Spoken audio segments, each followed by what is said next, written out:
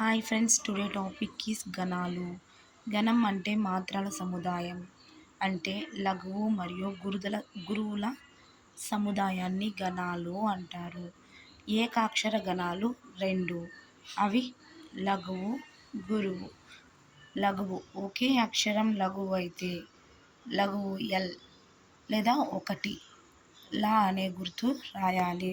గురువు ఒకే అక్షరం గురువు అయితే యు లేదా గా అనే గుర్తు రాయాలి. నెక్స్ట్ రెండు అక్షర గణాలు వచ్చి నాలుగు. ఒకటి వచ్చి లలము. లలము అంటే రెండు లఘువులని లలము అంటారు. గగము రెండు గురువులని గగము అంటారు. లగము లేదా వగనము. లగమును ఇంకో పేరుతో ఏమని పిలుస్తారంటే వగనము అని పిలుస్తారు. ఒక లఘువు ఒక గురువుని లగము అంటారు. ఒక గురువు మరియు ఒక లఘువుని గలము లేదా హగనం అంటారు. నెక్స్ట్ మూడు అక్షరాల గణాలు. మూడు అక్షరాల గణాలు 8 ఫ్రెండ్స్. ఎన్ని? 8. ఒకటోది నగనము. నగనముకి ఏమొస్తుంది? మూడు లఘువులు వస్తే దాన్ని నగనము అంటారు. నెక్స్ట్ యగనము. ముందు లఘువు రెండు గురువులు వస్తే దాన్ని యగనము అంటారు. మధ్య లఘువులు వస్తే మధ్య లఘువు, ఆ పక్క ఈ పక్క గురువు వచ్చి మధ్య లఘువు వస్తే దాన్ని రగనము అంటారు. నెక్స్ట్ వచ్చి అంత్య లఘువు. ముందర రెండు గురువులు అంత్య లఘువు వస్తే దాన్ని తగనము అంటారు. మూడు గురువులు వస్తే దాన్ని మగనము అంటారు. ఒక గురువు రెండు లఘువులు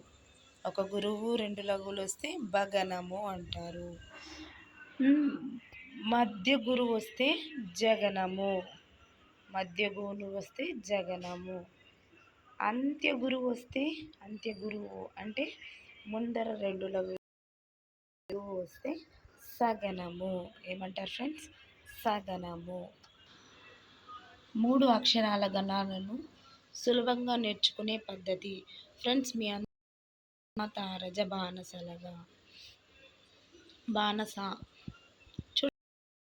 దీర్ఘం లేని వాటికి లఘు వస్తుంది, దీర్ఘం వస్తుంది. బాగా చూడండి ఫ్రెండ్స్.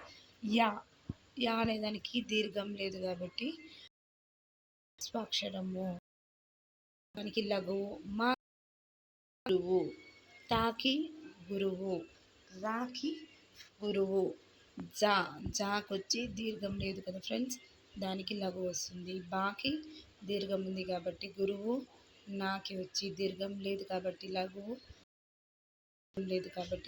వస్తుంది. చూడండి ఫ్రెండ్స్, బాణస గుర్తుపెట్టుకుంటే చాలు. యగనంకి గురువులు అంటే ఆది లఘువు. పైన మనము సూచించిన మానస అని చూడండి ఫ్రెండ్స్. యాకి ఒక లఘువు, దాని తర్వాత ఉన్న రెండు గురువులు. యగనంకి ఒక లఘువు, దాని తర్వాత ఉన్న రెండు గురువులు. చూడండి ఫ్రెండ్స్, పైన పట్టికలో ఫస్ట్ వచ్చి లఘువు ఉంది. యాకి రెండు గురువులు, దీని తర్వాత రెండు గురువులు. ఫస్ట్ లఘువు, రెండు గురువు.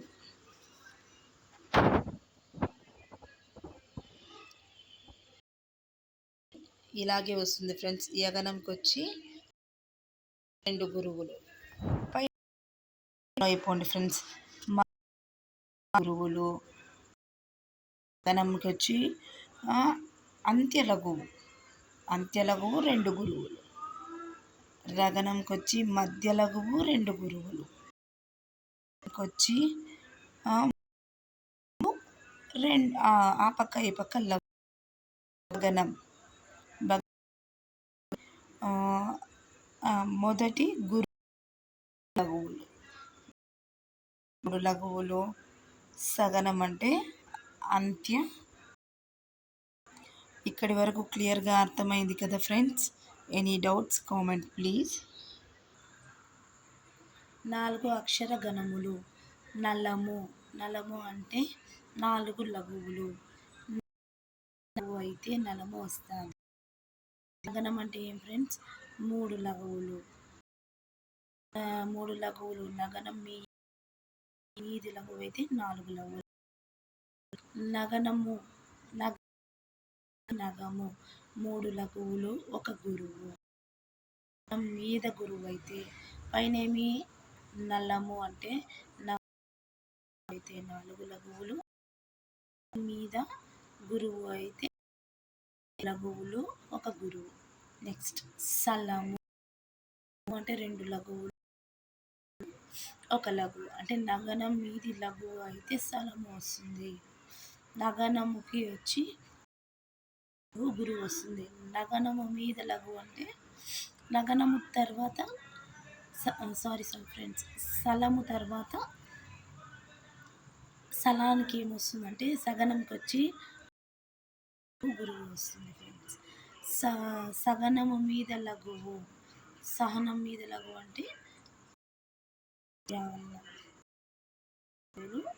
గురువు 1 లఘువు వస్తుంది.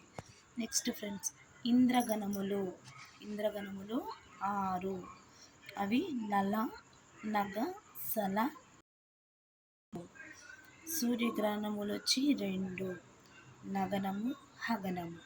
ఎన్ని ఫ్రెండ్స్ సూర్యగ్రహణములు? 2. నగనము, హగనము. హాని ఇందాక మనం చెప్పుకున్నాము. గల అని కూడా. గల అంటే గురువు లఘువు.